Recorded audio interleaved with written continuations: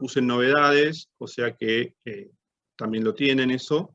Fíjense de los que no lo hicieron de, no sé, ¿cómo se llama esto? Registrarse o algo, porque así les llegan las notificaciones. En el foro también yo voy a estar publicando el link a Zoom. Uso Zoom porque es lo que estoy acostumbrado a usar, y bueno, nada, por eso estoy usando Zoom. Entonces yo todos los, no sé, un rato antes, unos minutos antes de la clase, 15 minutos, 10 minutos, les voy a publicar el link a la clase. ¿Está bien? Ok. Bueno, los ayudantes, que la verdad que de nuevo insisto y les agradezco la ayuda que me están dando. Bueno, por orden de aparición, digamos, de antigüedad en la cátedra o en la comisión mía, Guido Sánchez, que va a dar un par de clases, Lucas Miranda, que también va a dar un par de clases, Jerónimo Prado, que también va a dar algunas clases, Martín Roldán, que también va a dar una clase o dos, Emanuel Fernández Flichi, que también va a dar alguna clase, y Laurencio Artana, que también va a dar alguna clase. Así que, en particular de temas que les resultan interesantes, y todos tuvieron desempeños excelentes en las ediciones previas de esta materia, ya sea del año pasado o de anteriores, y a todos les gusta mucho los temas que damos, así que la verdad que preparan clases bárbaras, y aparte, bueno, siempre tenemos como una línea común, ¿no? De encarar los temas o de pensar los temas, así que están completamente avalados por mí los contenidos. Entonces, fíjense, por ejemplo, bueno, esta era la presentación. En la parte de bibliografía, ustedes tienen lo que sería, esto de nuevo, ¿no? No es, estas cosas sufren cambios con cada cuatrimestre.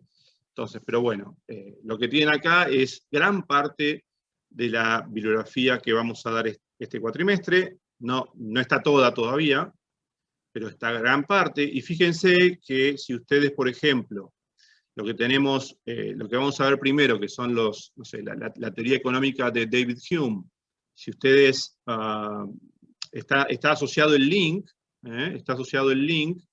a la bibliografía en castellano, dentro de lo posible.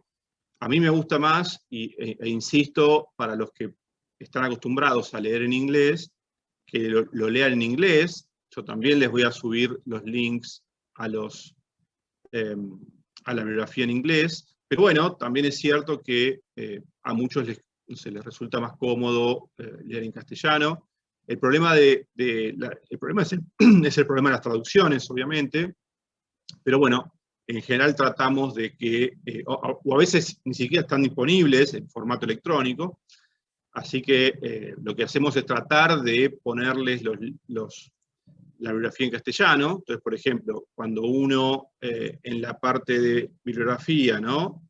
Entra al ensayo, el primero que vamos a ver de David Hume, que es sobre el comercio, directamente se les abre el ensayo que tienen que leer. ¿Está bien?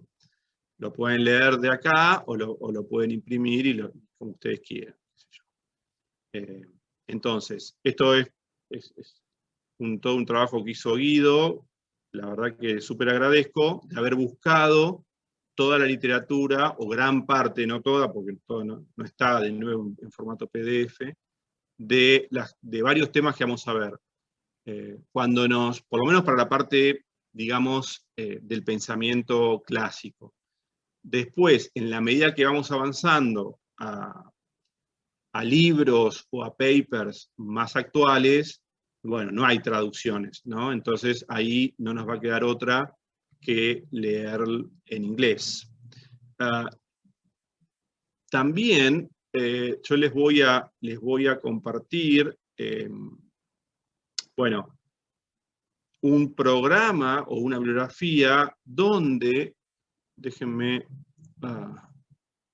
que tengo que dejar de compartir eso, y a ver, Espérenme un minuto. Se escucha bien, ¿no? El volumen de voz que uso está bien. Pues Sí, sí, tiendo se a escucha gritar. perfecto. Bárbaro, pues a veces tiendo a gritar y termino con la voz muy cansada, pero si hablo así y me escuchan, estamos perfectos. Bueno, ahora les comparto esto que les decía.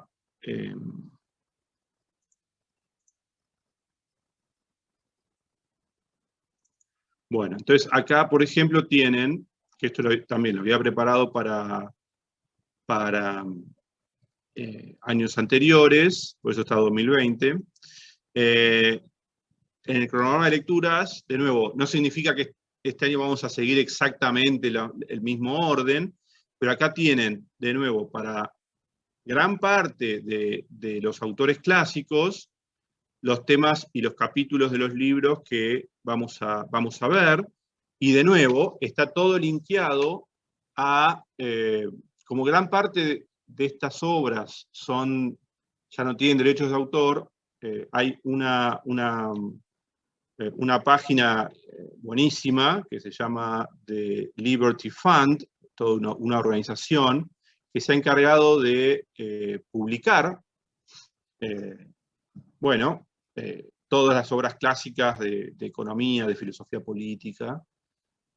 Así que vamos a estar usando esa base de datos. Entonces, fíjense, si ustedes en esta guía, ¿no? Si ustedes en esta guía que estoy mostrando acá, apretan control y el clic izquierdo, automáticamente se les abre la página web donde donde pueden leer el texto, el artículo o el capítulo del libro, el ensayo, pero bueno, está en inglés.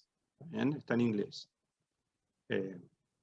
Y yo creo, no sé si, acá creo que tengo que dejar de compartir el Word y volver a compartir la página web. Un minuto. Entonces, ven, irían a esta página web, después pruébenlo, cuando lo suba y lo hagan, donde tienen el ensayo sobre el origen del gobierno de David Hume. ¿Okay? Esa es una página buenísima, acá está, esto es The Liberty Fund, que es una gran base de datos de obras clásicas, principalmente de pensamiento de historia, de política, de filosofía política y de economía. ¿Sí? Entonces, fíjense que acá, si la quieren explorar, pueden buscar por autor y les sale los libros que están publicados, y la mayoría tienen derechos de autor libre, entonces los pueden leer directamente desde acá, o descargarlos en PDF. Esta es la edición que uso yo, de los ensayos de Hume, que lo tengo en papel, pero bueno, también uno lo puede tener acá, en formato, digamos, PDF. Se pueden bajar el PDF. Siempre es más linda la facsímile edition, porque es como la foto del original, ¿no? El ebook no está tan, estéticamente no es tan lindo, pero bueno, pesan, ¿no?, mucho más la facsímil que el ebook. Pero bueno, acá están, por ejemplo, todos los ensayos que publicó Hume en esta colección. Nosotros vamos a leer algunos, ¿está bien? Acá en particular tenemos el que yo les decía que está en el programa, que es sobre el origen del gobierno. Y los ensayos de economía, principalmente, que vamos a estudiar, es sobre el comercio, sobre el dinero, sobre el interés, sobre la balanza de comercio, la balanza comercial, dirían. Bueno, acá hay una diferencia en inglés que en castellano no se llega a percibir, pero fíjense que acá en uno Hume habla del comercio en términos de commerce, y acá habla de trade, ¿no? Trade, pongámosle que fuera a ser el intercambio, ¿no? Y commerce tiene que ver más que nada con una visión comercial de la sociedad, ¿no?, basada en el mercado, o en el comercio entre individuos. Y el intercambio comercial o la balanza, digamos, del intercambio comercial es más desde el punto de vista macroeconómico. Es decir, este primer ensayo va a ser más filosófico, si quieren. Bueno, vamos a estudiarlo, después les voy a dar mi opinión. Y el ensayo quinto es más de macroeconomía.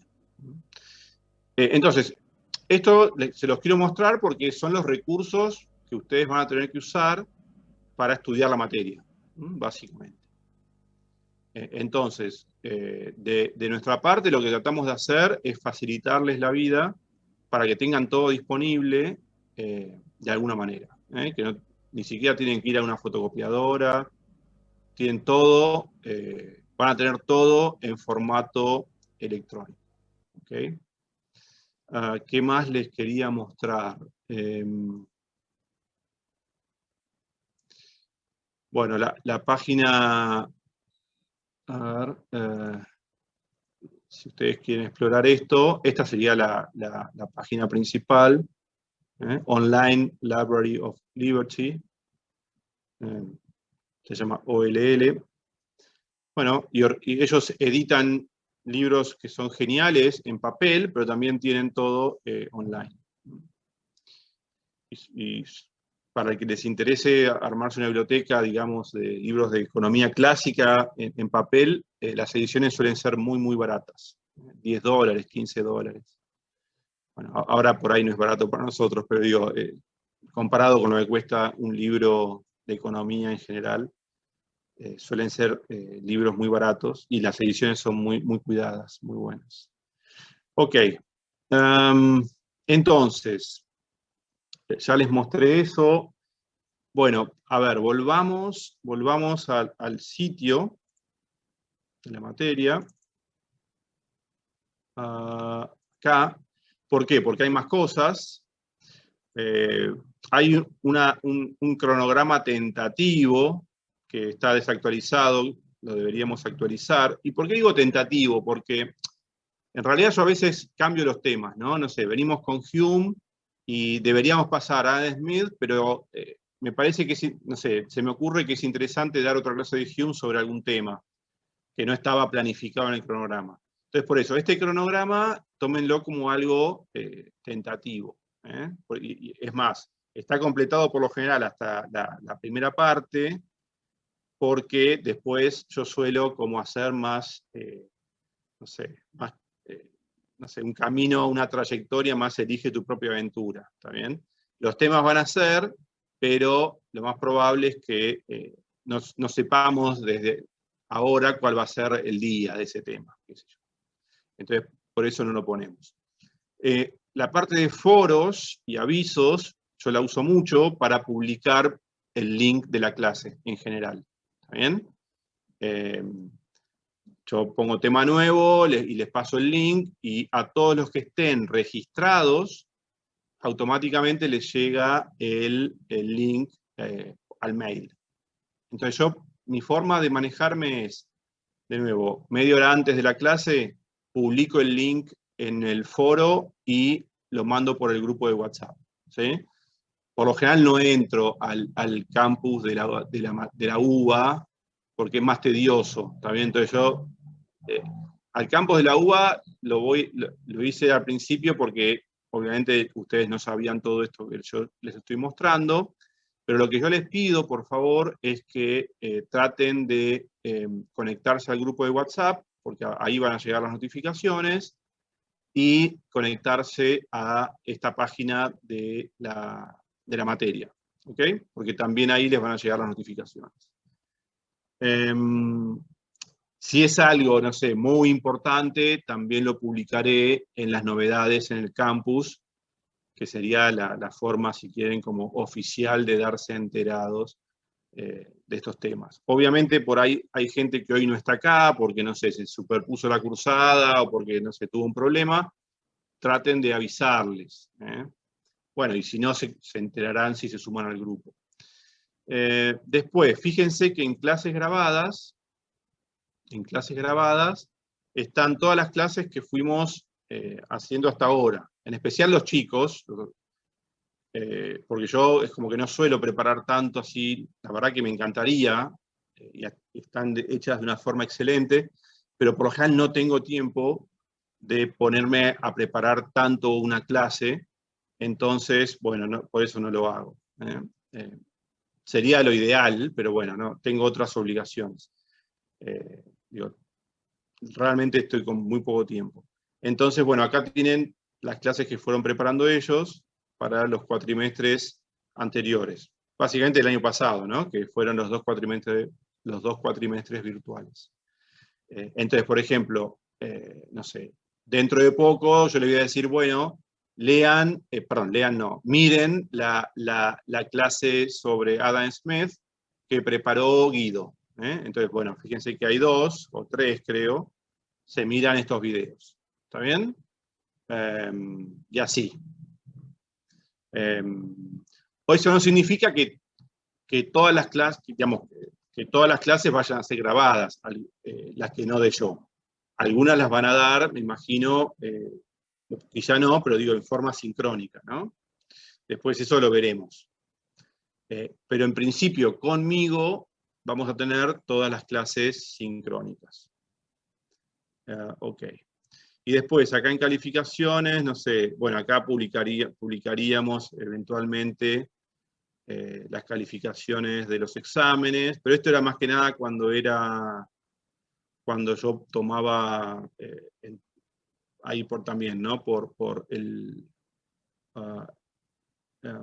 las herramientas que tiene Google para hacer exámenes tipo choice o cuestionarios.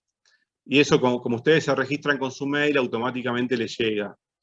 A ver, lo bueno de estas formas de evaluar tipo choice o virtual es que la respuesta al examen o de la calificación es inmediata. Ustedes terminan, yo cierro el cuestionario y por mail les llega automáticamente la nota. Entonces, eso es genial, tanto para ustedes como para mí, porque no tengo que corregir los 100 exámenes en papel. Antes yo tardaba como, no sé, un montón en corregir, porque imagínense, tengo que mirar 100 exámenes, me vuelvo un poco loco y tardaba, no sé, 2 semanas por ahí. Entonces, lo bueno de tomar exámenes en forma tipo cuestionario, digamos, online, es que es todo automático. Ahora, ¿cuál es la contra? Bueno, que, a ver, no hay forma de verificar que ustedes hagan el examen, básicamente. Uno puede instrumentar, todo un aparataje medio policial con cámaras, pero en la práctica no hay forma, ¿sí? No hay forma de saber que no se copiaron. A ver, estamos en confianza, ustedes sabrán de qué hablo. Entonces, bueno, seguramente por eso también la UBA implementó que al menos un examen va a tener que ser presencial, ¿no? Bueno, eso después igual lo iremos viendo. No sé si me estoy olvidando de algo. Díganme en todo caso, ¿qué más me estoy olvidando? O, por ejemplo, por ahí hay preguntas que, no sé, que necesitan respuesta que no haya explicado. ¿Alguien quiere preguntarme algo? Estoy seguro que sí, así que háganlo con confianza.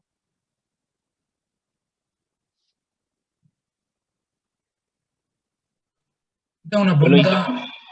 ¿Sí? ¿Ya esto? Dijiste que había alguna parte de la bibliografía o algunos textos que no se consideran en formato virtual, como los... No, en formato, no, claro, está bien. En formato virtual van a estar todos. Claro, lo que pasa es que muchos no van a estar en castellano. Eso había dicho. Por Ah, ejemplo, perfecto. varios papers, bueno, ustedes ya lo sabrán porque estudian economía, no les voy a decir nada nuevo. Pero muchos papers, en general, la mayoría no están traducidos, ¿no? Lo que puede estar traducida es La riqueza de las naciones, no sé, libros clásicos de economía, eso sí, eso los pusimos en castellano. Ahora, papers escritos recientemente, en general está en inglés.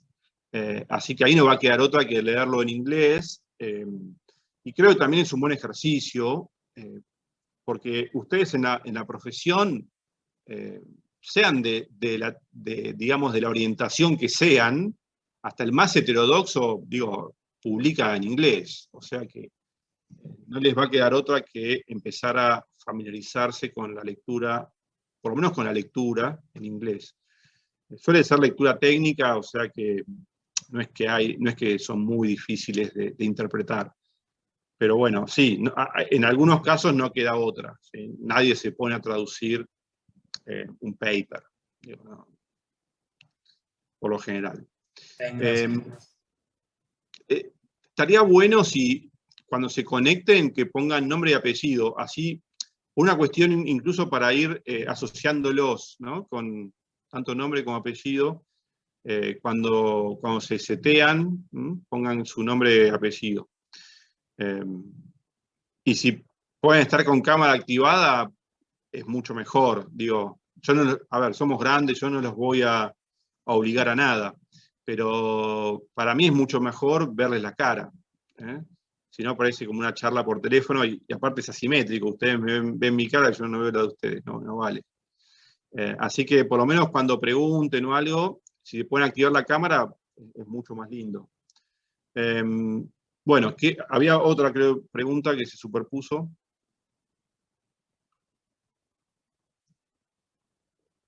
¿Puede ser?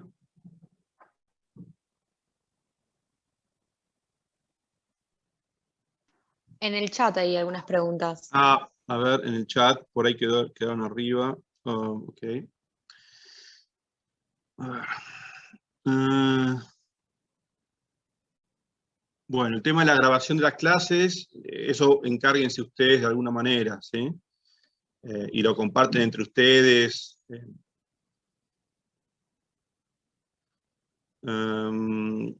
¿Alguien tiene problemas con el grupo de WhatsApp? Con el link que pasé, la mayoría vi que se pudo sumar. No sé, en todo caso, si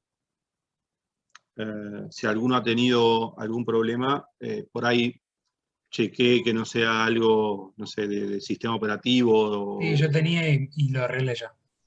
Bueno, genial. Sigo viendo lo que escribieron, la bibliografía de Profe, los libros. Sí.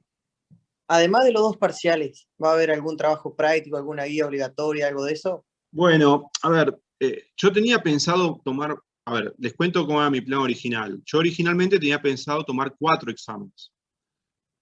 Dado que son multiple choice, qué sé yo, con 2 me parece poco evaluarlos por una serie de razones, entonces tenía pensado que fueran mucho más frecuentes, 4 o 5.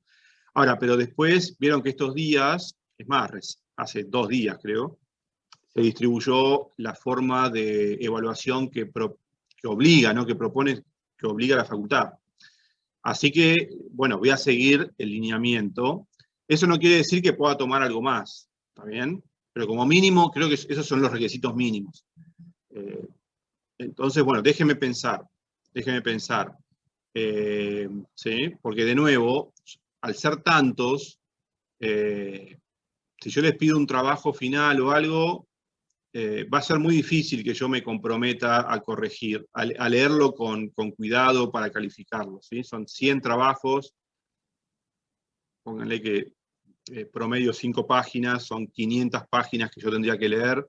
Imagínense que es como, no sé, una novela, digamos, no me da el tiempo para leer tanto, con un criterio, digo, de calificarlo, ¿no? Sí, yo podría decir, mándenme el trabajo y lo miro por arriba, pero no sería como, digamos, no sé, muy interesante. Así que igual déjenme ver. Si tema de evaluación, quiero ver bien cómo lo vamos a hacer. Pero en principio vamos a respetar esto que nos pide la facultad, que es tomar el primer parcial presencial. No sé cómo será todavía. Seguramente habilitarán, habrá que sacar no sé, pedir un turno, nos habilitará un aula con el protocolo correspondiente. Tengo que hablar también con colegas míos a ver qué se están enterando, porque todo esto es muy, ¿no? Uno se entera medio así, no es que se ve, no sé, una reunión de profesores, no, es como que, bueno, Entonces, déjenme ver a ver cómo se van a instrumentar esos exámenes. Igual, a ver, si les soy sincero, a mí es lo que menos me importa en términos del curso, la evaluación, es lo que menos me importa. A mí me importa que transmitirle ideas o cosas interesantes, ¿no? O que yo creo que son interesantes. El examen para mí es lo de menos. Yo sé que para ustedes no, obviamente, pero no tiendo a darle mucha importancia, ¿sí? Obviamente que está bueno que el examen esté bueno, que premie al que estudia, que no premie al que no estudia. Hay todo un tema tomar exámenes bien hechos, ¿no? Así que, pero bueno, para mí no es que le doy tanta importancia. A mí me encantaría que no hubiera exámenes, por ejemplo, y que nos dedicáramos a estudiar algún tema y a discutirlo, más allá del examen, ¿no? Pero bueno, el examen es algo obligatorio. ¿Qué más? Entonces, tema examen queda 3 puntos suspensivos, ¿no? Continuará, vamos a ver cómo lo hacemos. La bibliografía de los libros cuyo título está en inglés, ¿está estrictamente en inglés o también en español? No, fíjense que en el programa muchos de los títulos están en inglés, pero cuando ustedes se meten está en español. Así que todo lo que está en la bibliografía publicada en el sitio web de la materia, eso está en español. Yo lo que voy a hacer después es, aparte de eso, subirles ese Word que les mostré recién, donde el link a la bibliografía está en inglés, ¿sí? Va al texto en inglés, para el que prefiera leerlo en inglés. Ok.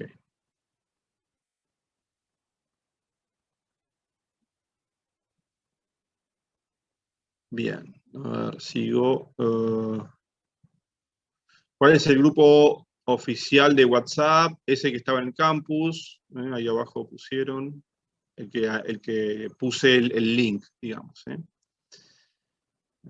Obviamente ustedes pueden tener otro, pero bueno, ahí en el que yo puse voy a estar yo presente, entonces repito, digo, no me insulten, porque lo voy a ver. ¿La materia tiene final obligatorio? Bueno, de nuevo, no sé cómo es eso, no sé si se puso un final obligatorio o no. En principio no había final obligatorio, es un régimen tipo promoción.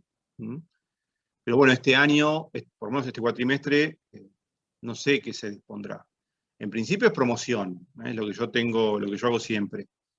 Una serie de exámenes, los que promedian, digamos, una nota más de 6, promocionan. Los que no llegan al 6, recuperan. ¿Está bien? Y bueno, de última les puede también quedar el 4, ¿no? Pero bueno, ese recuperatorio final se aprueba con 4. Pero bueno, nadie quiere que le quede un 4, así que por lo general son notas que son, digamos, que el promedio, pongamos, no tengo en mente, pero estará entre 6 y 7. ¿Okay? Hay 10 y hay 4, pero digo, la gente suele estar entre 6, 7 o 7. ¿Sí? No. Quiero decir,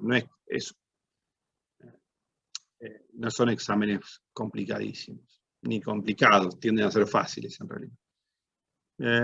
¿Qué más? Si bien hay un cronograma, pero puede variar, ¿se nos va a avisar una clase antes? Sí, en general, por ejemplo, no sé, vamos avanzando con un tema y al final de la clase les digo, bueno, la clase siguiente seguimos con tal tema.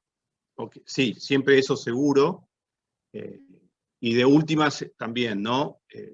El tema de la próxima clase, si no lo llego a decir durante la clase anterior, lo publico en el grupo o en el foro, digamos, del sitio de la materia.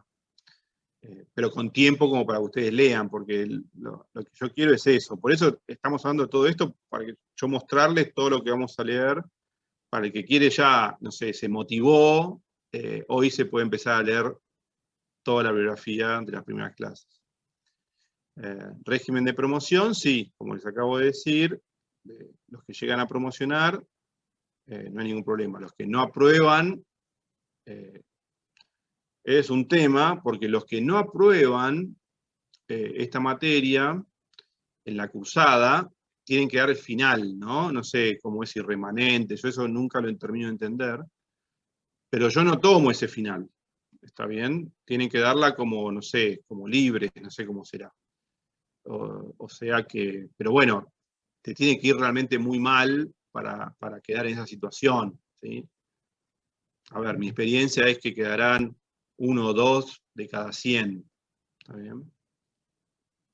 Porque doy como una instancia de recuperatorio, o sea que... Ok, ¿qué más? No, fechas todavía, déjenme, la semana que viene los definimos, ¿sí? Las fechas de los parciales. Obviamente van a ser, bueno, a ver, de nuevo, hay que ver.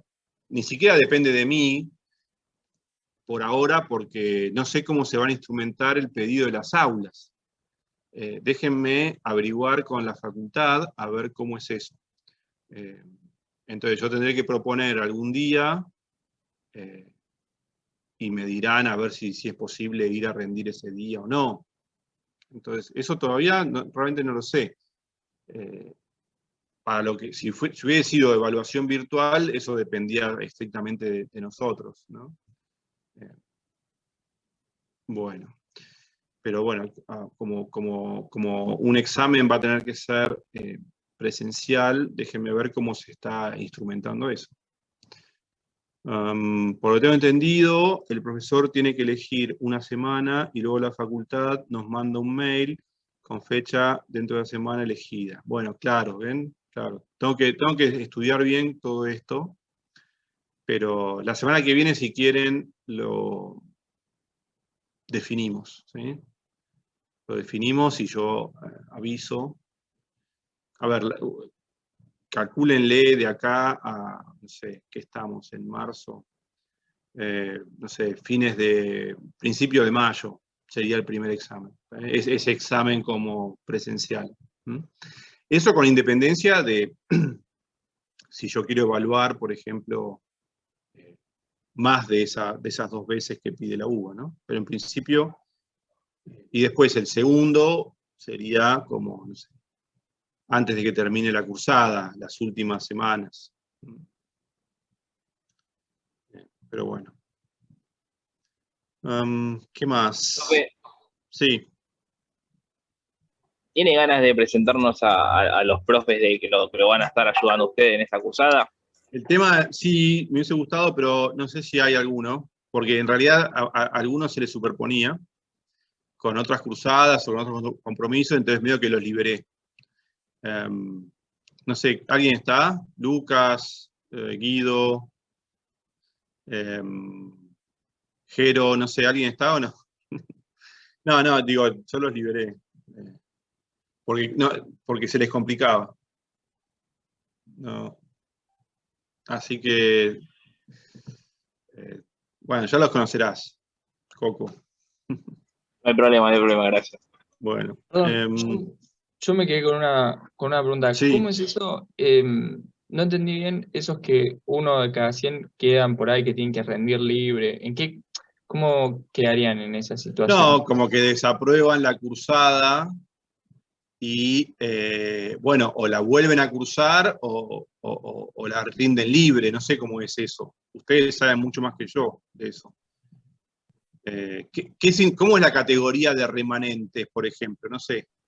No, remanentes que por ahí aprobó, tiene 4-4 en los 2 parciales y por ahí o no rindió el final o bochó el final. Claro, bueno. Bueno, no, este régimen es de promoción, incluso al que en el recuperatorio le queda un 4, a ver, los que promedian con más de 6, obviamente, ¿no? Imagínate 2 exámenes, vamos a hacer este caso, que es lo que yo suelo hacer. base 2 exámenes, ¿no? Hay que aprobar cada uno con más de 4. Y aparte, para promocionar, promediar 6 entre los dos, ¿no? Es como una regla tipo muy, muy estándar. Ahora, suponete que uno no llega al 4. Bueno, tiene que recuperar ese examen, esa parte del examen. Ahora, si en esa instancia recuperatoria no llegó a aprobar, bueno, no aprueba la cursada, quiero decir, ¿no? Mi experiencia es que muy poquitos no llegan a eso. Y más que nada me parece por desinterés, no sé, se colgaron, no por una cuestión de, si uno estudia lo mínimo, por lo menos a un 4 deberían llegar, ¿sí? Y si quedamos con un 4 y un 5, vamos directo a final, ¿no es cierto? No. O Si quedás, recuperaríamos uno de claro, los dos parciales para mejorar claro, nota. exactamente. Claro. En la instancia yo no lo llamo final, si querés, en la instancia de los recuperatorios, Sí. vos recuperarías, y en esa instancia de recuperatorio, yo pongo, si está más de 4, Listo, cuenta como nota de lo final. apruebo, te paso Sí. un 4, ¿está bien? Sí. Lo que pasa es que me parece que nadie quiere esa, o sea que por lo general hacen todo como para... Y al que no llega, digamos, a ver, al que no rinde ningún examen, el que no se presenta a los exámenes, yo le pongo ausente, ¿está bien? Ahora, el que se presenta y desaprueba, yo le pongo desaprobado, ¿está bien? No le pongo ausente. O sea que el que a mí me ha pasado alguna vez en la carrera que decir, no estoy seguro, no rindo. Bueno, listo, no rendís, no tenés nota. Paso un ausente al curso. Ahora, los que rindan, yo paso el aplazo, ¿está bien? O sea que, nada, es un aviso para que lo tengan en cuenta. No es que los que no aprueban, los que rinden y no aprueban, les paso ausente, no. ¿Sí? Les paso la nota correspondiente. Así que bueno, eso evalúenlo a la hora de rendir el examen. Si uno no estudió nada, prefiero que no se presenten y no sé, lo hacen en otro momento, pero si no, pongo el aplazo. En mi experiencia yo rendí un final de una materia que cursé de forma intensiva en verano y fue de manera presencial. La facultad te hace descargar una citación con el horario y donde se rinde para cada materia, pero la verdad no estoy segura. Bueno, después por eso vamos a ver cómo está funcionando, porque es algo nuevo, ¿no? Tiene unos días esta resolución. Vamos a ver cómo está funcionando. Bueno, ¿qué más? ¿Alguna otra pregunta vinculada a la organización de la materia?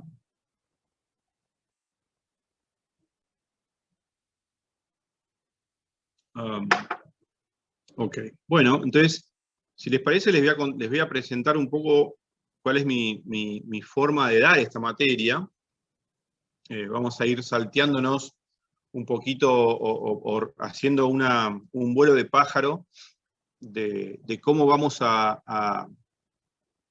o cuál es mi perspectiva, ¿no? De nuevo, para mí, esta es una materia que yo la podría presentar más como una materia de teoría económica con perspectiva histórica, ¿bien? O de historia intelectual, como ustedes quieran llamar. Pero los temas que yo voy a estar tratando son temas muy actuales. Entonces, lo que sí lo vamos a ver dentro, yendo a buscar esas ideas, si quieren, a economistas clásicos o, no sé, de principios de, no sé, finales del siglo XIX, principios del siglo XX, y así vamos a llegar hasta casi finales del siglo XX, ¿está bien? Creo que el siglo XXI, no sé si entra algún paper por ahí entra, ¿sí? Del 2000 y algo, que uno diría, bueno, pero eso no es historia. Pero bueno, pero por ahí porque tienen alguna perspectiva histórica o porque es interesante el tema. Pero me parece a mí que la forma de que yo presento este curso es, no son problemas de teoría económica con una perspectiva histórica. No es que son problemas que ya se dejaron de ser problemas, no, siguen siendo problemas. Ok. Bueno.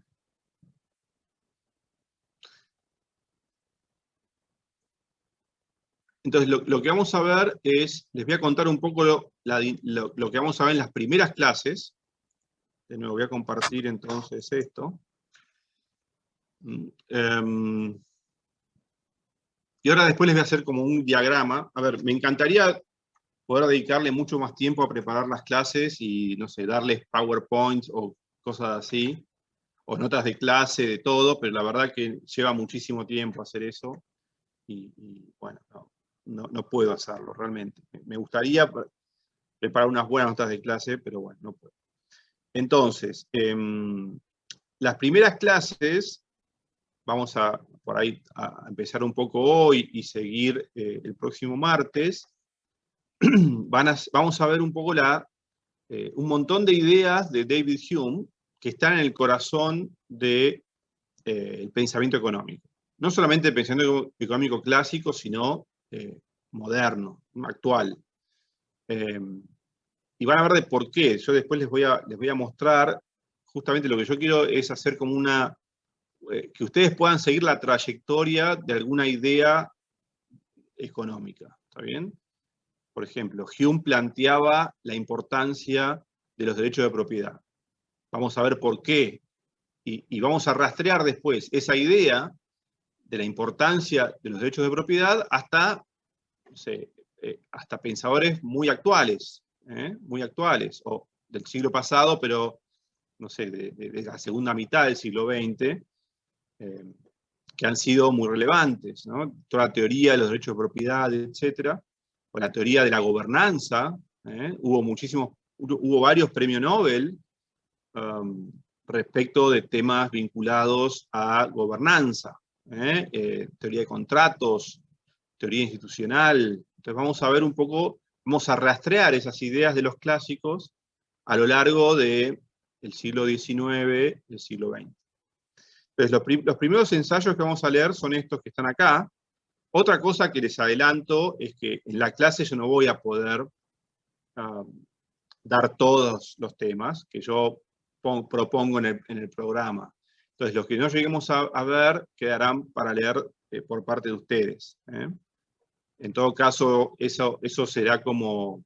Lo que yo doy en clase es como que es obvio que lo puedo tomar en el examen. Lo que yo les diga, bueno, lean esto porque es importante también, y lo que les diga, bueno, esto es optativo, eso, bueno, no, lo más probable es que no entre un examen, ¿sí? Lo que es optativo no entraría a un examen. Pero lo que yo dé en clase, más lo que yo les diga, bueno, esto léanlo, eso yo me siento en libertad de tomarlo en un examen. Bueno, entonces, primero vamos a empezar con Hume, con los ensayos económicos. Después vamos a meternos con los principales.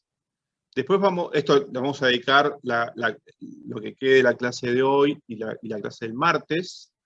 Hay, por ejemplo, toda otra literatura de Hume vinculada a economía política, que no está acá, que no se las voy a hacer leer, pero que yo voy a mencionarles en la clase. ¿Por qué? Pues es una literatura como que involucra o que implica mucho más esfuerzo, ¿está bien? Que es básicamente lo que escribió en el tratado acerca de la naturaleza humana, sobre la moral, que para él la moral era justamente básicamente qué es lo que hace posible una sociedad. Pero bueno, entonces esas lecturas yo se las voy a comentar, pero no se los voy a pedir que lean, ¿sí? No vamos a leer, me encantaría, pero bueno, sería un curso específico, habría que armar un curso específico sobre David Hume en todo caso, nos llevaría más tiempo. Pero bueno, algunas cosas sí se las voy a comentar. Lo bueno que en los ensayos, muchas de esas ideas están de forma más resumida. Por ejemplo, en el ensayo sobre el gobierno, es espectacular este ensayo y es muy cortito. Las ideas clave están explicadas en 2 o 3 páginas. Lo mismo con el resto. Son como pequeños papers que han sido, pero recontra influyentes en el desarrollo de la teoría económica. Es más, quizá muchos los hayan leído para macro, por ejemplo, alguna materia macro. El ensayo sobre el dinero o sobre la balanza de comercio, seguramente por ahí lo han leído en otra materia. Ok. Después vamos a ver a Adam Smith. Vamos a ver algunos capítulos seleccionados de La riqueza de las naciones. Eso también nos llevará 1 o 2 clases, o 3 quizá. Acá tienen los capítulos y también en el sitio del curso a la parte en castellano o en inglés, como ustedes quieran. Estos son los capítulos, fíjense que vamos a estar leyendo, son capítulos seleccionados de La riqueza de las naciones. Van a tener que hacer un esfuerzo de lectura, digamos, para esta materia, es obvio, digamos, ¿no? De nuevo, no es que por ahí algunos capítulos no llegamos a verlos y yo los pase a lo que sería optativo, pero bueno, gran parte de estos los vamos a ver y los van a tener que leer y estudiar, ¿está bien? Después vamos a ver a David Ricardo, vamos a estudiar básicamente varios capítulos de los principios de economía política y tributación, de este libro. Yo pongo todo este título porque es como está en The Liberty Fund, ¿okay? Porque ellos publican la versión de las obras completas. El volumen 1 es este de acá. Entonces, de nuevo, si ustedes hacen, por ejemplo, ven ahí, si yo aprieto Control y clic derecho, con el botón, digamos, perdón, el botón izquierdo, van a la página web donde pueden leer cada capítulo. Eso está bueno, digamos, ¿no? En otras materias por ahí no se puede hacer todo esto. Acá sí, porque son libros que están publicados online. Eso es genial. Bueno, después vamos a ver entonces varios capítulos de Ricardo. Muy interesante, Ricardo. Lo que presenta en los principios, todo un modelo de equilibrio general. Y después vamos a pasar a Thomas Malthus, que es un economista clásico que a mí me parece muy interesante y bastante mal leído o de forma incompleta. Entonces yo les voy a dar cuál es mi forma de entender varias de las ideas de Malthus. Y acá sí, humildemente, creo que les doy como un valor distinto respecto de otros cursos que por ahí puedan leer a Malthus. Yo medio como que me especialicé en Malthus, entonces tengo algunas lecturas que no son la forma tradicional de leerlo. Entonces, bueno, se los voy a contar un poco. De nuevo, no sé si vamos a ver todos estos capítulos, pero acá están, algunos por ahí quedarán de forma optativa. Después vamos a ver algunos capítulos del Capital de Marx y el manifiesto del Partido Comunista, donde están, bueno, varias de las ideas críticas que hace Marx al pensamiento económico clásico, ¿no? O clásico previo a él, digamos. También dedicaremos 1 o 2 clases a Marx. Y ahí terminaría lo que es como el core, ¿no? De la materia, el núcleo clásico de la materia, y se abre como estas ramas que yo les digo que me interesa desarrollar en temas que tienen que ver con el desarrollo de instituciones, con ideas vinculadas al funcionamiento de mercados, y después con ideas que tienen que ver con el pensamiento macroeconómico. Y ahí el recorte va a ser mucho más idiosincrático, ¿sí? Mucho más particular mío, si quieren.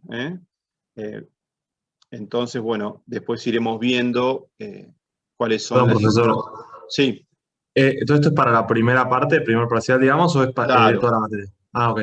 No, esta es la primera parte de la materia, lo que les acabo de mostrar, que ya está bastante estandarizado. O sea que el que quiere puede empezar a leer todo esto que mostré. Bueno, gracias. Y para la Profesor, segunda, sí, una consulta, hay algo que no me quedó muy claro y me mareó un poco. Tenemos sí, por un lado el sitio web donde tenemos bibliografía obligatoria, complementaria y también podemos descargar, pero al mismo tiempo tenemos este Word con los hipervínculos. exacto. Digamos, uso el Word para fijarme cuáles son los archivos por cada autor y algunos los puedo encontrar para descargar en la página y además tengo los hipervínculos porque veo que no están las mismas cosas. Sí, tenés razón. En realidad, acá esto lo preparamos como al principio, por ahí habría que agregar algunos más que están en el otro documento que yo te acabo de mostrar. Ahí están como, esa es la hipótesis de máxima, llamémoslo, digamos, ¿no? Ahí está todo lo que a mí me gustaría dar. Eso significa que no llegamos a ver todo eso. Y acá está lo que es más obligatorio sí o sí, si querés. Ok. Pero bueno, acá faltan ensayos que Claro. vamos a agregar este año, ¿está bien? O sea, me guío más por el Word, digamos, según lo que vos vayas Yo diciendo. me guiaría un poco por las dos. Sí. A ver, yo me guiaría por las clases primero, ¿no? Es decir, ustedes van a ver qué temas voy tocando yo en la clase. Y después, lo que yo haría es, como alumno, decir, bueno, hoy el profesor habló de tal cosa, bueno, voy a ver dónde está. Y está o bien acá o bien en el otro. O Ok. si no, yo se los voy a pasar. Si es algo nuevo que estoy agregando, les voy a pasar o una nota de clase o vamos a agregar el PDF en algún lado. Y fíjense, claro, yo no había mostrado que si ustedes siguen para abajo, acá están todos, también acá tienen más, acá tienen más PDFs y notas de clase que van a descargar, ¿está bien? Esto no significa que vamos a ver todo esto. Esto es como un repositorio de paper que fuimos viendo, ¿está bien? No significa que vamos a ver este año todos. Por ejemplo, no sé, el de Bernoulli lo vimos hace un año, me parece, pero este año por ahí no lo vemos. ¿Sí? Por eso, la forma como de seguir el curso es ver qué temas vamos en la clase. Esa es la forma. Esa es la forma. Porque, de nuevo, los detalles del programa van variando año a, digamos, cursada a cursada, te diría. Pero muchos de los papers que están acá los vamos a ver. Muchos. A su debido momento. Entonces, acá tienen todos, ¿ven? Tienen casi todo lo que vamos a cubrir este cuatrimestre. Pero tienen más también, o sea que no empiecen a descargarse todo esto y a leerlo. Estaría buenísimo, pero por ahí hay cosas que no vemos. Ok, ¿qué más? Bueno, entonces, por ejemplo, les quiero mostrar un poco... ok, sí, yo voy a hablar como... A ver, voy a hablar en términos técnicos de Malthus. Acá estoy viendo una pregunta, dice, no sé mucho de Malthus, pero es la primera vez que escucho a alguien decir algo positivo de él. Sí, a mí me parece que Malthus tiene una teoría del nacimiento y la evolución de las instituciones muy interesante. Muy interesante. Que bueno, yo se las voy a comentar.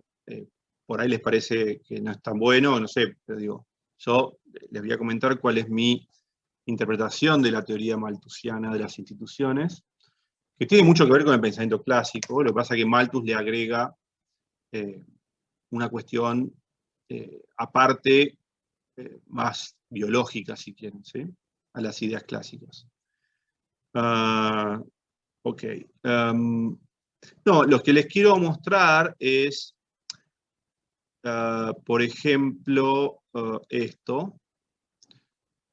Fíjense, estos son todos premio Nobel de Economía, que tienen que ver mucho con gran parte de lo que vamos a ver este año, en la segunda parte de la materia, cuando terminemos de ver a los clásicos, digamos.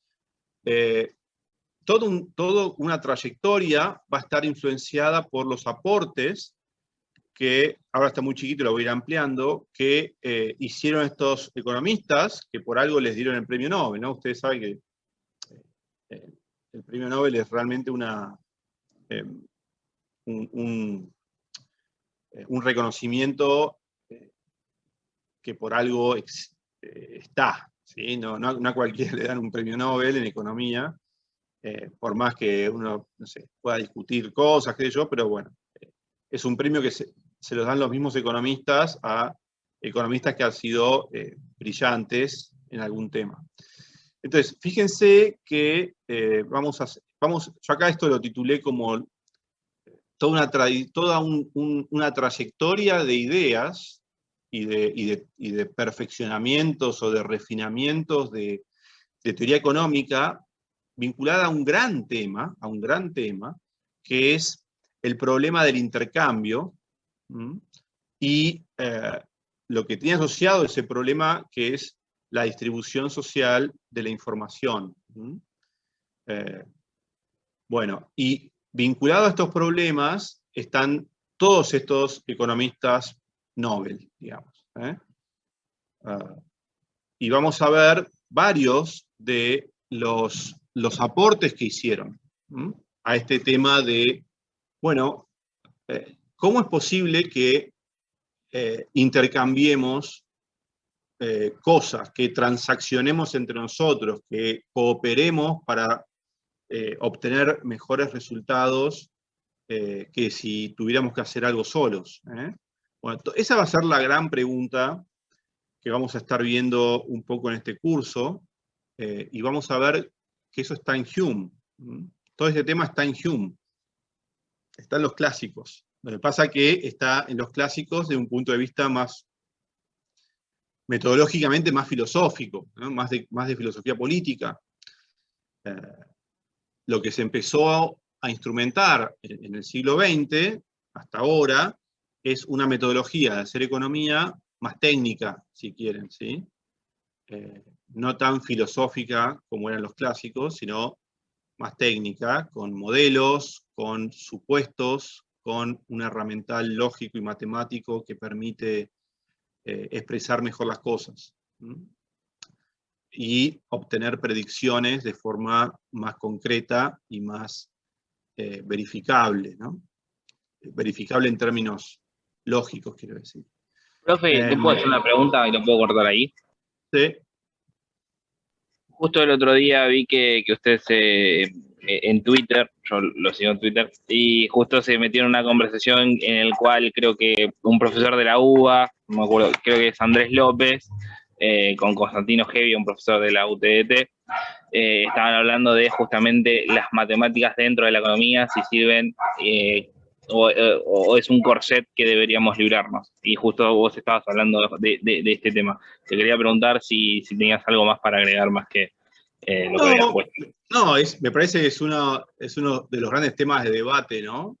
Pero me parece que, así como que es uno de los grandes temas de debate, es uno de los grandes temas ya zanjados en el debate, me parece.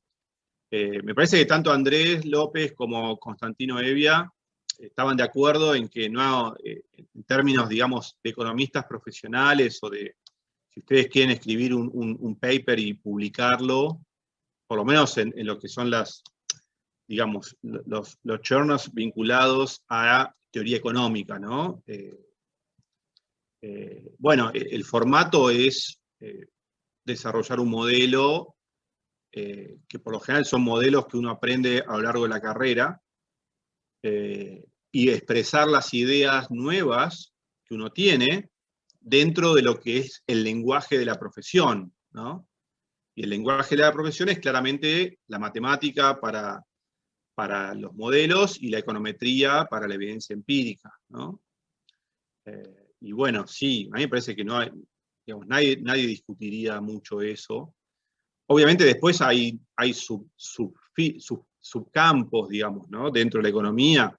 No sé, si uno está pensando en escribir un paper de historia de pensamiento económico, bueno, quizá no hay que hacer un modelo, ¿no? Es más un debate de, no sé, una presentación de ideas. Pero en términos de teoría económica digamos, si uno quiere aportar al debate de teoría económica, me parece que no hay otra forma que no sea la matemática, ¿no? Y la econometría, la estadística. No hay otra, ¿no? A nadie se le ocurriría mandar un paper a un journal, digamos, donde se presentan teorías económicas sin un modelo formal.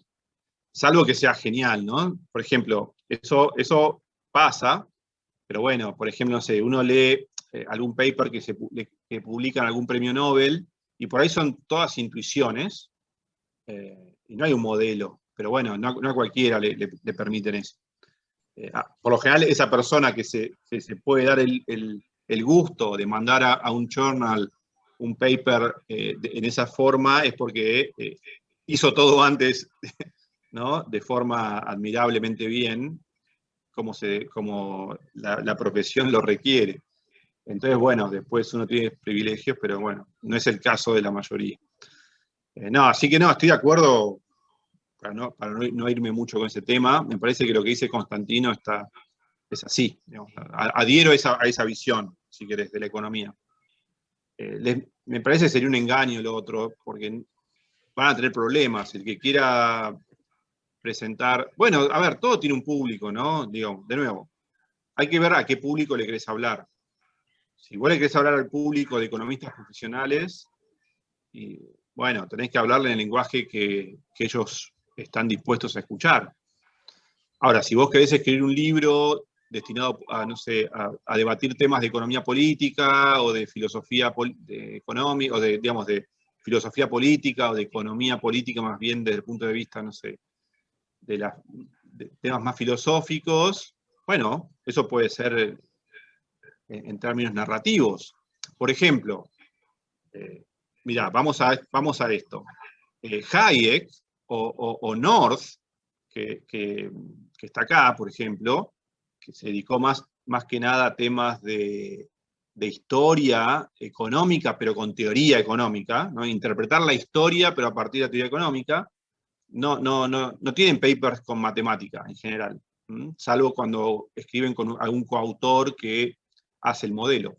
Ronald Coase, premio Nobel, solo, no tiene una fórmula en los papers que escribió. De nuevo, la discusión era si eso hoy era viable, ¿no? Estos, digamos, tanto, no sé, Hayek, que tampoco escribía con matemática, como Coase, son economistas que escribían en los años 30, 40, 50, ¿está bien? Del siglo XX. Nadie, me parece que es muy difícil que hoy alguien pueda hacer un paper sin un modelo formal, etc. Williamson, que a mí me encanta, Oliver Williamson, premio Nobel en el 2009, junto con Elinor Ostrom, tampoco se caracterizaron por hacer muchos modelos formales. Apenas alguna interpretación, algún esquema de juegos, pero por lo general son ideas escritas y fueron premio Nobel, ¿no? Qué sé yo. Pero de nuevo, no es lo que la tendencia actual, ¿no? Son casos, bueno, muy, o que ya pasaron, o que ya quedaron como más en la historia, o casos muy, muy raros. Friedman también tiene un montón de papers que están dirigidos a un público sin habilidades matemáticas, escritos con texto, ¿no? Pero cuando él quería ser preciso, hacía matemática, qué sé yo. Depende del público al que te quieras dirigir, pero de nuevo, si vos querés escribir un paper lo querés publicar en una revista académica de teoría económica, bueno, yo te diría que no te lo van a aceptar si no tiene un lenguaje formal, ¿no? Bueno, eso es lo que quería comentar respecto de eso. Bueno, ok, entonces fíjense, vamos a ir viendo gran parte de esto, vamos a leer a varios escritos de Hayek, vamos a leer varios papers de Coase, vamos a ver varios papers de Douglas North. Toda esta tradición, después vamos a ver estos 3 papers, o digamos, estos 3 autores, cada uno vamos a elegir un paper paradigmático, ¿no? Característico, alguno de Stiglitz, otro de Spence, otro de Akerlof, para ver por qué, cómo ellos empiezan a formalizar las ideas estas ¿no? de los problemas que pueden generar para el intercambio, las cuestiones de información, ¿no? Que Hayek, allá por, no sé, la década del 30, 40 del siglo XX, digamos, generó mucho ruido y mucha, digamos, toda una línea nueva de investigación a partir de plantear el tema de la importancia de la información en economía. La importancia de la información. Y de las instituciones, ¿no? que ayudan a una sociedad a procesar esa información de forma eficiente.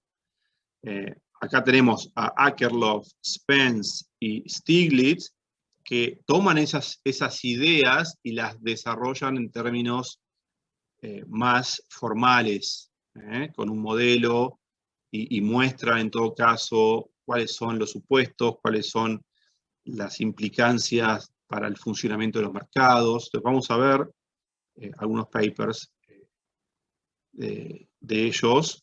Después, bueno, vamos a ver si podemos llegar a ver algún trabajo de Harvix, Maskin y Meyerson, que fueron también premio Nobel en 2007, justamente porque toda la teoría de diseño de mecanismos está en el corazón de lo que se conoce, si quieren, como, no sé, la teoría de la gobernanza en economía, ¿no? Es decir, cómo diseñar reglas de juego, o sistemas, o mecanismos, o instituciones que lleven a una mejora de los intercambios, del resultado social de la interacción.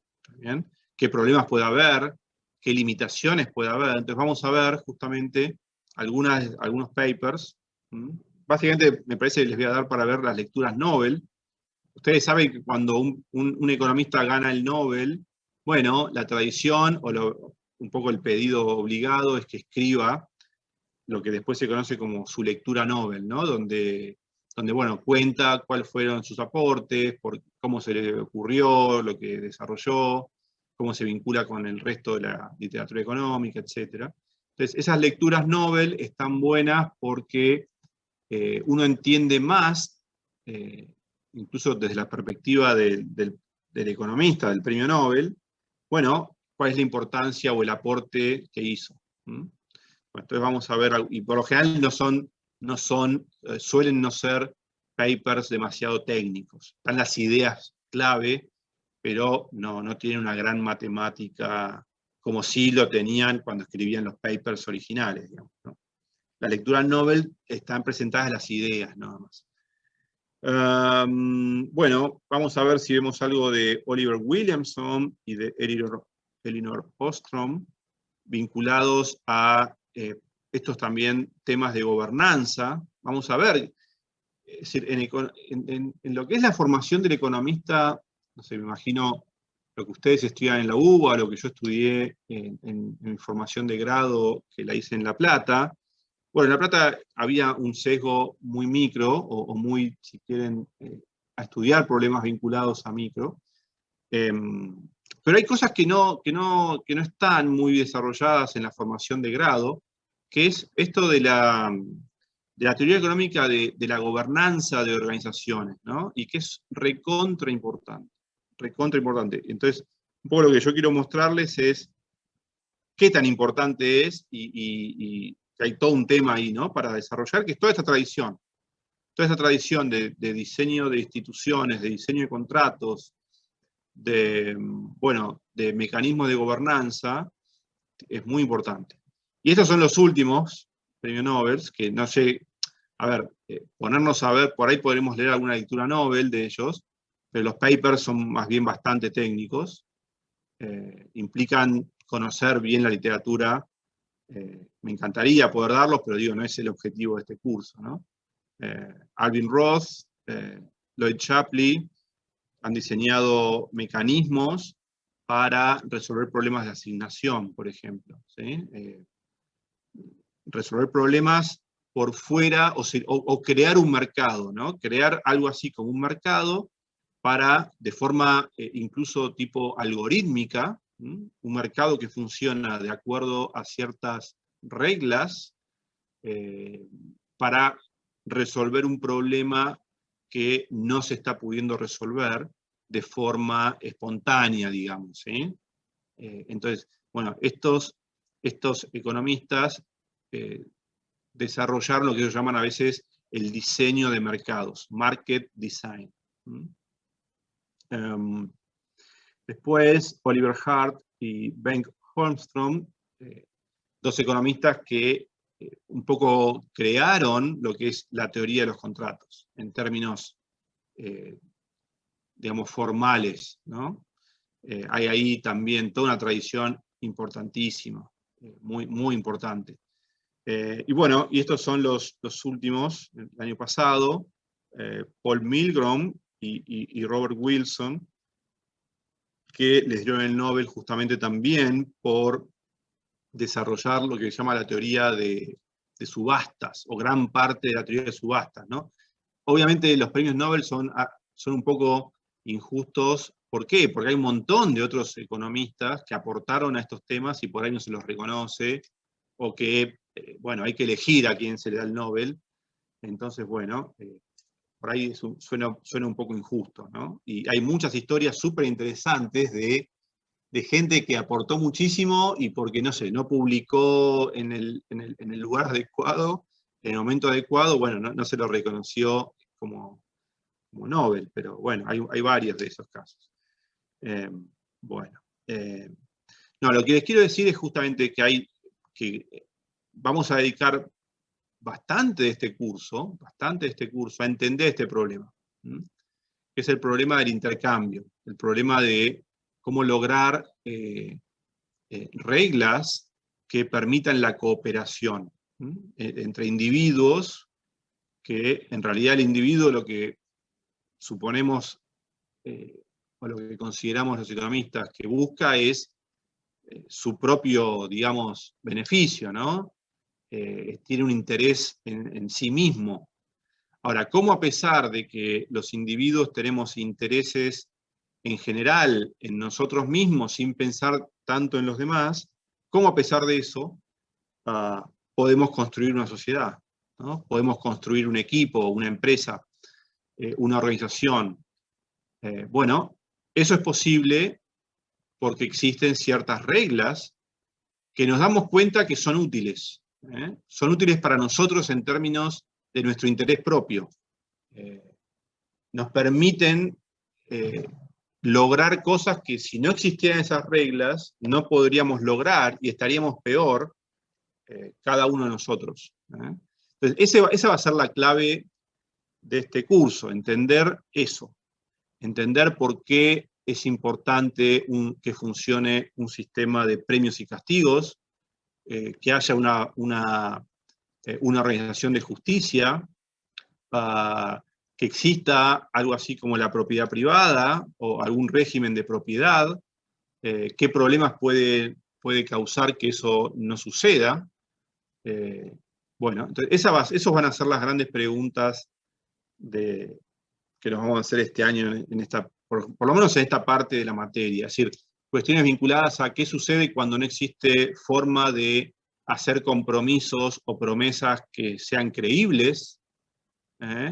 Cuando uno hace una promesa, por ejemplo, nos comprometemos a trabajar juntos en un campo, ¿no?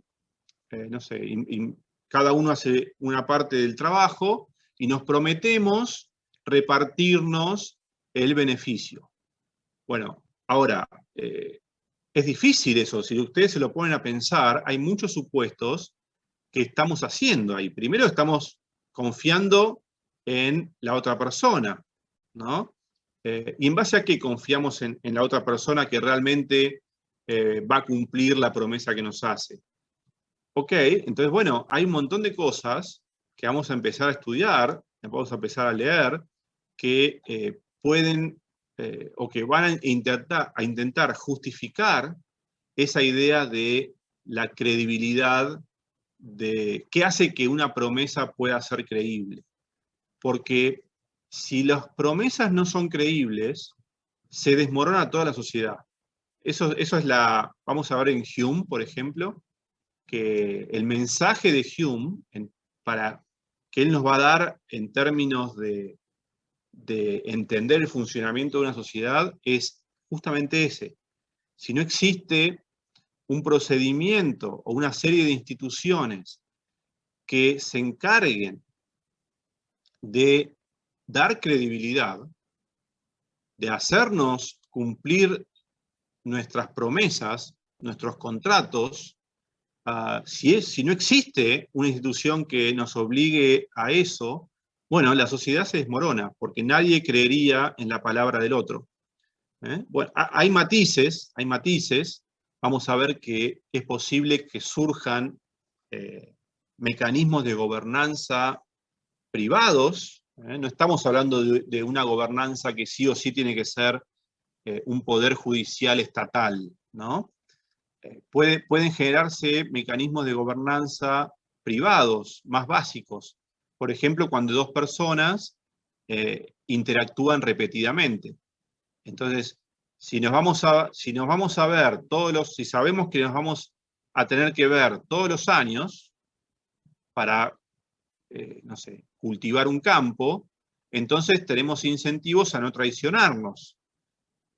¿Por qué? Bueno, porque si nos traicionamos el primer año, dejamos de perder toda la ganancia que podríamos obtener juntos, que es obviamente más alta que lo que cada uno puede obtener por su parte, el resto de los años futuros. Entonces, bueno, vamos a ver que hay situaciones en donde puede emerger la cooperación, se puede sostener la cooperación o una sociedad básica sobre la base de ciertos supuestos referidos a eso, ¿no? ¿Qué tanto se repiten las interacciones? ¿Qué tanto puede existir una tercera parte que haga de árbitro y que ahí voy, sí, y que implante o imponga penas y castigos si alguien no cumple su parte del contrato, etcétera, ¿no? Y lo más importante de esto, que es lo que nos va a decir Hume, es que esto no es que emerge de forma, alguien se da cuenta y lo diseña y lo impone, digamos, ¿no? No, al contrario, surge de forma espontánea, en términos evolutivos, por prueba y error, porque nos damos cuenta que si logramos tener esas instituciones básicas, obtenemos mucho más para nosotros mismos que si no las tuviéramos. Porque la alternativa, si no tenemos esas instituciones básicas que nos permiten confiar en el otro, es, digamos, el trabajo aislado, el trabajo en solitario de cada uno, y eso claramente es menos beneficioso para nosotros que si logramos trabajar en equipo, ¿no? Bueno, nos vamos a meter muy en este tema la próxima clase, ¿sí? Nos vamos a meter muy en este tema. Tiene mucho que ver con... Perdón. Sí, ahí voy. Que es un poco el mensaje que nos va a dar David Hume. Sí. Ahora sí. Hay una pregunta en el chat que está antes que yo en realidad. Y digo, o sea, esto me suena totalmente a teoría de juegos. No sé si con ese nombre, claro. pero Sí, es eso, ¿no? Sí. Bueno, la teoría de juegos, en realidad, surge un poco motivada por estos problemas, ¿no? El problema de la cooperación, el problema de cómo pensar las interacciones. A ver, ¿por qué es interesante la teoría de juegos? En relación a lo que sería un modelo más de tipo, una teoría de competencia perfecta. Ustedes, no sé si lo han estudiado, pero La teoría de juegos permite estudiar interacciones entre pocos individuos. ¿Está bien? La competencia perfecta es el límite, es cuando hay miles de individuos, muchísimos, infinitos. ¿Está bien? Donde entonces cada uno toma lo que hacen los demás de forma casi exógena, no estratégica. No hay forma de comportarse estratégicamente en competencia perfecta. Entonces, la teoría de juegos surge para entender interacciones estratégicas, cuando hay pocos jugadores. Entonces, eso es muy importante. Y claro, lo que vos vas a querer entender es cómo es posible que surjan interacciones entre pocos jugadores, porque la competencia perfecta en todo caso es el extremo cuando ya somos miles, millones en una sociedad. Pero ¿cómo es posible que se forme una sociedad que empieza a crecer con pocos individuos? ¿Cómo es posible eso? No puede haber competencia perfecta si somos 10, 15, 20. ¿Sí? Hay interacción estratégica, todo lo contrario, ¿sí? A competencia perfecta. Es decir, cada uno se está comportando pensando en qué va a hacer el otro. No es un tomador de precios, ¿no? Es todo lo contrario. Hay comportamiento estratégico en todo sentido. Lo que hacemos impacta sobre los demás de forma importante. Entonces, la teoría de juegos lo que permite es analizar el surgimiento, la emergencia de una sociedad, de un equipo, de una empresa, de una interacción. Y la podés pensar en lo más básico, que sería 2 jugadores, 2 individuos interactuando. Que podría ser un contrato. Claro, exactamente. Entonces, por eso la teoría de juegos nos permite entender un montón de cosas que la competencia perfecta no. La competencia perfecta es un extremo del espectro, ¿no? Y después tenemos un montón de situaciones que son en general las que nos enfrentamos, que son mucho más específicas, que competencia perfecta no es un buen modelo para estudiarlas, donde hay problemas de información, problemas justamente de... hay una parte que tiene más información que otra, entonces, bueno, esa parte obviamente sabe y va a hacer uso estratégico de esa información y no tiene por qué revelarla, ¿sí? Entonces, o no hay forma de que se lo pueda hacer revelar. Entonces, bueno, surge un montón de cuestiones súper interesantes que incluso pueden poner en jaque, en riesgo, la interacción entre esas personas. Es decir, puede generar un problema que haga que no sea conveniente asociarnos. Pues no hay forma de asegurarnos, digamos, no sé, los beneficios de esa interacción quizás sean menores que lo que ganaríamos si nos fuéramos solamente por nuestra parte, o si no transaccionáramos, digamos. Entonces, sí, algunas cosas las vamos a ver, pero claro, sí, la clave de usar juegos en economía es esa, es entender las interacciones estratégicas entre pocos participantes. Profesor, perdón. Sí. Le quería consultar antes, alrededor bueno, ahí escribí una pregunta en chat, pero justo... Bueno, ahora paso a las preguntas del chat. Lo que estaba comentando viene muy a cuento de lo que le había consultado, Sí. Así que a partir de la teoría de los contratos, del diseño institucional y la interacción entre los individuos, y tomando en cuenta de lo que usted había comentado al principio de la clase, esto de traer las ideas a temas de actualidad e ir haciendo esa ida y vuelta, estaba Sí. pensando en la irrupción de la tecnología blockchain, ¿no? Me llevas a un tema que también me interesa. Pero hablemoslo si querés, hablemoslo, no sé, un día hablamos de eso, pero fuera del curso, porque no tiene nada que ver, o tiene mucho que ver, pero digo, no, me van a Justo estaba pensando por corridos. el tema de los smart contracts y de la gobernanza y la forma de interacción quizás sin terceras instituciones que tengan que mediar en el cumplimiento del contrato, sino que la misma tecnología y las redes P2P permiten que ciertas condiciones estén garantizadas. Pero, Bueno, pero no solamente desde ese lugar. Sí, a ver, te doy mi respuesta. La evolución de la sociedad lleva a eso. Estamos yendo salvo que haya algún tipo de, no sé, catástrofe ecológica, guerra mundial atómica, no sé, estamos yendo a una sociedad donde las instituciones, las organizaciones van a estar automatizadas, las reglas van a estar protocolarizadas, vamos a interactuar más con algoritmos, si querés, y con humanos, pero a través de algoritmos.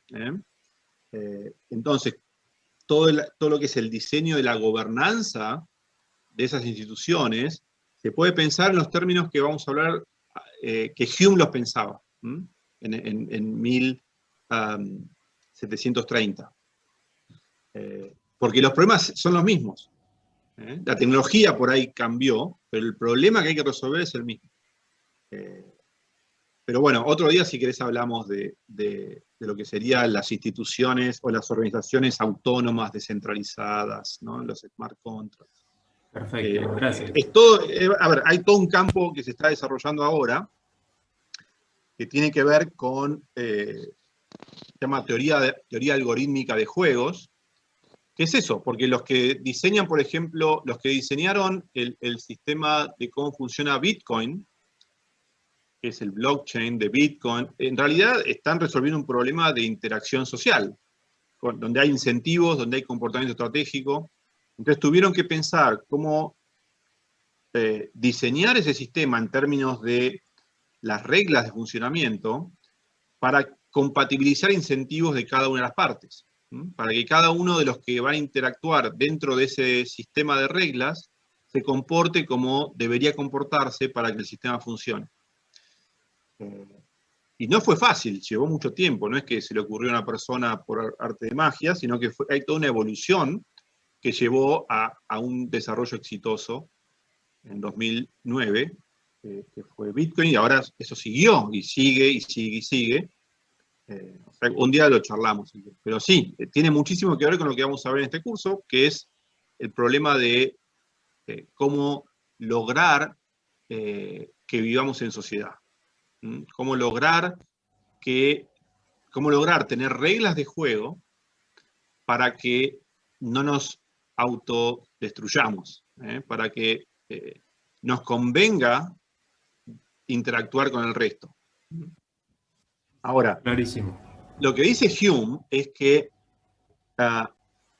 es asombroso, es que nadie diseñó, no es que alguien se dio cuenta, un iluminado, y dijo, hay que imponer un sistema legal.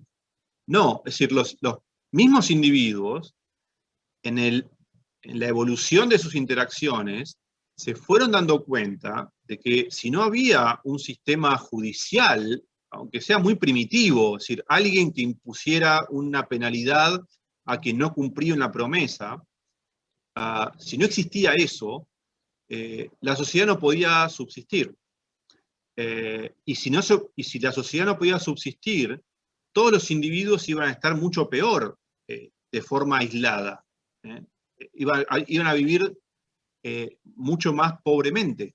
¿Por qué? Porque hay ganancias justamente de trabajar en equipo, de cooperar, de comerciar. Hay muchísimas ganancias, nos podemos especializar, nos volvemos mucho más talentosos, mucho más productivos. Y lo que hacemos en sociedad es comerciar esos talentos que vamos adquiriendo. Entonces, pero para que exista la sociedad, tiene que existir ese sistema institucional. Esas mínimas reglas que hacen que no nos defraudemos mutuamente. Bueno, esa es la gran pregunta que se hace Hume, y él va a responder eso. Va a responder cómo es posible que podamos vivir en sociedad y prosperar juntos, a pesar de que estamos todos siempre buscando nuestro propio bienestar individual. Somos individualistas. Entonces, bueno, ese es el inicio de la teoría económica, si querés. El inicio de la teoría económica está en Hume, con estas preguntas. Bueno, la clase que viene vamos a ver esto, cuando veamos el origen del gobierno, el ensayo sobre el origen del gobierno, vamos a ver esto. Bueno, repaso un poquito las preguntas, porque si no nos vamos a quedar sin tiempo. A ver. Esto ya estaba. estaba Manuel. Una duda particular, ¿dónde radica la diferencia? A ver, yo les aclaro, prefiero 1000 veces que me hagan la pregunta de forma oral, y por ahí podemos charlar un minutito. Porque acá a veces se me pasa, no qué sé yo. O sea que no tengan miedo en hacer una pregunta. Una duda particular. Entonces, ¿dónde radica la diferencia entre la historia del pensamiento y la epistemología? Me refiero a contenidos o cómo se estructura cada materia. Bueno, son por ahí preguntas distintas, ¿no? En historia del pensamiento nos interesa, en todo caso, rastrear, hacer la genealogía de alguna idea que es importante para la economía, sin pensar tanto en términos de metodología. Obviamente está vinculado, ¿no? Pero digo, no es el tema de estudio nuestro, la metodología de los modelos, o la forma correcta de plantear una teoría, en términos, no sé, científicos. Nos interesa más que nada la evolución de una idea, la evolución de una idea económica. Y la vamos a hacer, y eso es lo que yo planteo en esta materia, es encontrar, por ejemplo, estas preguntas que se hicieron los clásicos, y la forma en que trataron de entender o de dar respuesta, y vamos a rastrearla cómo evolucionó hasta el siglo XX. Y sigue siendo el mismo problema. Lo que pasa es que ahora se encara ese problema con un herramental mucho más sofisticado, que nos permite plantearnos nuevos problemas que antes por ahí no se les ocurrían o no sabían que se podían plantear, y permite desarrollar tecnologías. Es decir, cuando uno diseña una institución, está haciendo una innovación tecnológica en algún sentido. Está permitiendo construir algo en términos tecnológicos que antes no existía. La gente que se dedica a hacer eso, a hacer diseño de subastas, a hacer diseño de mercados, a establecer protocolos para resolver un problema que antes no se podía resolver, donde como no se podía resolver, terminaba no habiendo un intercambio, no habiendo un beneficio social. Bueno, esa gente está haciendo innovación tecnológica. No será en aparatos, es en algoritmos, es en protocolos, es en diseño de un juego, diseño de reglas, pero es tecnología. Una sociedad que tiene esa tecnología avanza más rápido y prospera más que una sociedad que no la tiene. Eso es otro mensaje de este curso. Digo, por ahí alguno se va a ofender, pero lamentablemente una sociedad que tiene problemas para definir derechos de propiedad, tiene problemas para implementar justicia, no prospera como otra que tiene esas instituciones y esos protocolos de funcionamiento y esas reglas. Prospera mucho más una sociedad que lo tiene. Es como la inversión en una máquina. Por más que no lo veamos, funciona y hace que nos comportemos de forma mucho más eficiente socialmente, que si no tuviéramos esas reglas de interacción. Entonces, es tecnología, es inversión en tecnología que nos permite producir más. Llámenla como quieran, mecanismos de gobernanza, tecnología soft, como ustedes quieran, pero es tecnología. Y muchas veces esa tecnología fue naciendo de forma evolutiva, de forma espontánea, como mucha tecnología que la humanidad desarrolló, por prueba y error, sin pensar en que después de siglos iba a haber una computadora como producto final de, no sé, tecnologías previas más básicas. Bueno, en términos de economía pasa lo mismo. La economía no es solamente una disciplina reflexiva, ¿no? A alguien perfectamente le puede parecer, con toda razón, una disciplina reflexiva, ¿no? Tratar de entender, bueno, por qué suceden las cosas que suceden. Pero también es una disciplina tecnológica. También ayuda a diseñar y a resolver problemas. Y eso es patente cuando uno estudia teoría de contratos, cuando uno estudia diseño de mecanismos, cuando uno estudia el funcionamiento de instituciones. ¿Por qué? Porque ese tipo de conocimiento permite resolver problemas que si no lo tuviéramos, no los podríamos resolver. Lo que pasa es que muchas veces ese conocimiento se fue obteniendo de forma no intencionada, ¿no? Por prueba y error. Nos damos cuenta que, bueno, si no respetamos derechos de propiedad, dejamos de ser sociedad. Nos aniquilamos unos a los otros o nos vamos a vivir a otra sociedad. ¿Okay? Eso es lo más probable. No significa que si no existe la justicia, si no existe un sistema de premios y castigos que sea compatible con la realización de esfuerzo, el trabajo, la acumulación de capital, no es que nos vamos a matar unos a otros. En un extremo nos podemos matar, pero lo que va a pasar, lo más probable es que nos vayamos a otra sociedad donde esas cosas funcionen bien y nos permitan obtener más beneficios de nuestro trabajo. Básicamente es eso, en términos individuales, ¿no?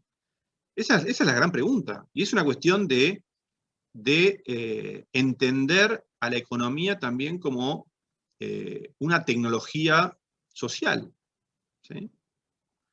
Ok, entonces, bueno, no sé si te respondí a lo que es epistemología, pero yo antes daba un curso de epistemología donde hacía, por ejemplo, más énfasis a el análisis de los modelos económicos. ¿Está bien? No sé, no viene al caso, pero no sé, ¿qué hay detrás de la hipótesis de expectativas racionales en términos técnicos, en términos de distribuciones de probabilidad, etcétera? ¿Sí? Esas eran las preguntas que yo me hacía en mi curso de epistemología. Era más bien un curso más de metodología, ¿no? De entender por qué los economistas hacemos teoría de la forma en la que hacemos teoría, y no de otra manera. Que tiene que ver con la pregunta inicial de la matemática, etcétera, ¿no? Por ahí otro curso de epistemología no tiene nada que ver como yo lo entiendo, está bien, que discuten otras cosas. Pero bueno, no me voy a meter ahora con eso. Mi enfoque acá es entender las ideas económicas y los problemas económicos con una perspectiva de historia intelectual. Ok. Teniendo en cuenta los tópicos alrededor de la teoría de los contratos, la gobernanza, las discusiones sobre el sistema monetario y a la vez tomando en cuenta el hecho de que usted mencionó que trata temas de actualidad, en algún paper durante la cursada se va a abordar la irrupción de la tecnología blockchain. Ah, bueno, esto es lo que me contabas. No, en esta cursada no. Yo doy, digamos, cursos sobre ese tipo de cosas, pero no en este ámbito. Ok. Esto tiene que ver con Ratex, ¿verdad? Esto no sé de dónde viene, pero digo, esto, si no se cumple algo prometido en T0, ok, en T0, los agentes aprenden y cambian sus formas de actuar. Claro. En realidad Ratex es un nombre particular para un equilibrio en juegos, ¿sí? Es eso, básicamente. Es un tipo de formas de establecer unas creencias. En juegos se llama, digamos, creencias. Una distribución de probabilidad que en equilibrio se termina validando. Eso en macro se llama Ratex. Pero, sí. Obviamente podríamos hablar un montón de todo esto. Llegado el caso vamos a hablar, porque está previsto dar un par de clases de Ratex. ¿Sí?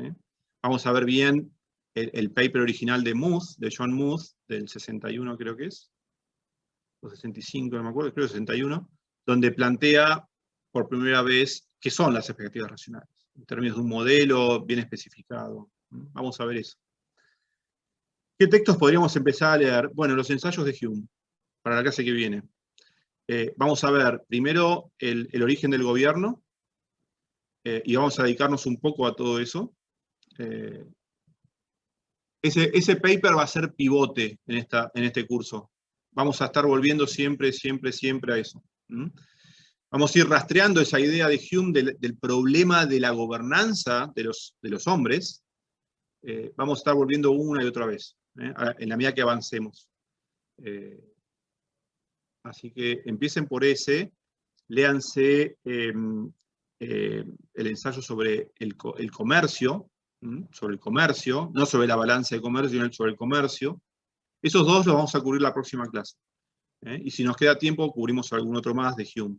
Por ejemplo, sobre la balanza de comercio, podemos ver, o sobre el dinero, que son más económicos, si quieren. La balanza de comercio creo que ustedes lo tienen que haber visto en macro abierta internacional, o no sé, macro monetaria internacional. Es el típico modelo de Hume de la balanza de pagos, básicamente, ¿sí? Así que bueno, pero yo en la clase que viene quiero volver sobre Hume, a ver el tema de el origen de los mecanismos de gobierno. Y eso va a estar muy patente en este curso. Y no solamente cuando veamos micro, cuando veamos macro también.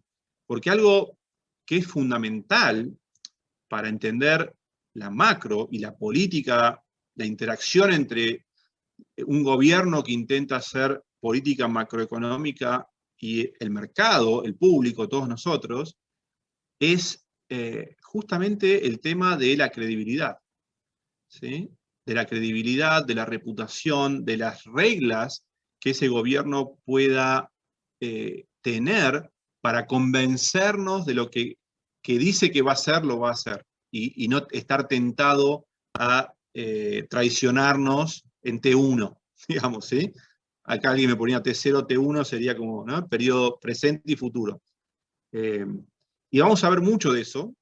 Vamos a ver algo que es muy importante, que ha sido uno de los aportes, así como yo puse hoy en los premios Nobel más bien de teoría de contratos y gobernanza y todo eso, instituciones, podría hacer lo mismo con teoría macro, y dos figuras que aparecerían ahí serían Kirtland y Prescott, y Calvo, también el argentino Guillermo Calvo, aunque todavía no le han dado el Nobel, por haber desarrollado lo que es la idea y la teoría de